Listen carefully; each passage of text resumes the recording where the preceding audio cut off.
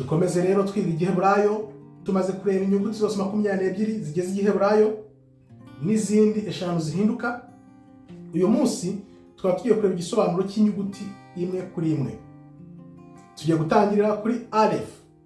Alef niyo nyuguti ya mbere y'igiheburayo, ifite yod hejuru ikagira na yod hasi, noneho zigahuzwa na vavu nk'uko ubibona aho hagati.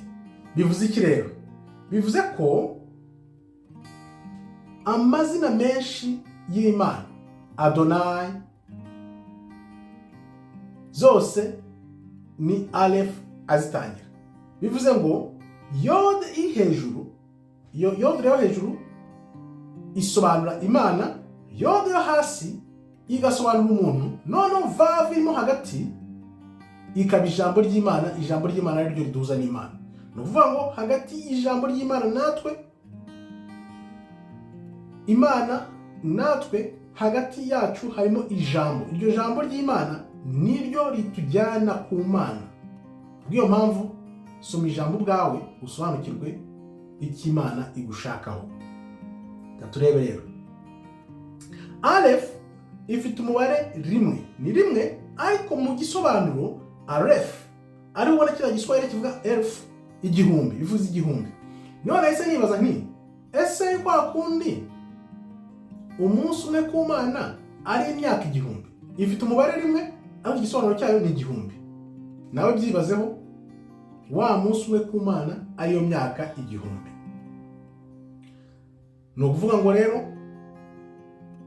mu ijambo ry'Imana dufite ubusabane, dushobora guhuzwa, tugahuzwa imyuka yacu, ubugingo bwacu bwose bukubiye muri Kristo. Kristo ari we utujyana ku Mana, tukaba ubugingo bumwe.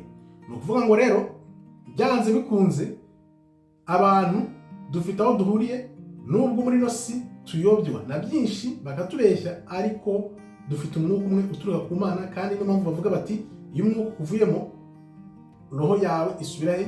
Wayihanze isubira ku Mana. Niyo mpamvu bavuga. Kubw'iyo mpamvu imbaraga z'igihugu zisobanurwa nubwo abaturage baba bashyize hamwe, bari hamwe nk'umuntu umwe, bagendera kuri kode imwe. Byita kode imwe. Iyo igihugu gifite kode imwe, abaturage bose bashyize hamwe, nta bwoba, nta rwikekwe, nta kwishishanya, mbese abantu bose uzareba ibihugu iyo bari kuri kode imwe, nizo mbaraga z'igihugu. Imana yacu rero, Imana rurema, Imana rugira, Imana ishobora byose ni imwe. Dufite Imana imwe. Izo mana zindi bavuga basenga hirya no hino zose ntuzikurikire. Dufite Imana imwe. Alef ivuga ko hari Imana iyo imwe gusa, kandi noneho Alef ikatwereka ubuziraherezo bw'Imana, Imana iba ibihe byose, kandi noneho uko yaje gusabana natwe, yaduhanze igasabana natwe ikoresheje umwana wayo Kristo Yeshua Hamashiya n'ijambo ryayo, kugira ngo yongere idusubize mu busabane muri gahunda yayo y'ibihe birebire ya nyuma y'ubugingo. Iyo ni Alef rero. Alef ikubwira ko hari Imana imwe, Imana imwe rukumbi, ugomba gusenga ukamenya n'umutima wawe wose, n'ubwenge bwawe bwose, n'imbaraga zawe zose.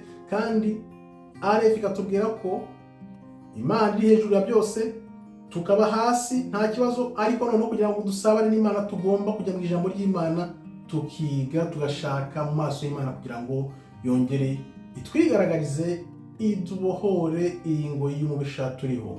Murakoze rero. Ubutaha tuzakurikizaho indi nyuguti bet n'izindi zose uko zizagenda ziza. Ndibaza bizajya bidufasha kumenya ibisobanuro. Aho urebye ukabona Alef uhita ubonamo Imana natwe uko duhura, dusabana dukoresheje ijambo ry'Imana. Alef nicyo gisobanuro ko hari Imana imwe yahozeho, iriho, kandi izahora ibihe byose, igiye kutwigaragariza, ikatwereka koko ibanga ryahishwe muntu, ubwiru bw'Imana. Murakoze rero. Imana ikomeze ibarinde. Shalom, shalom, shalom.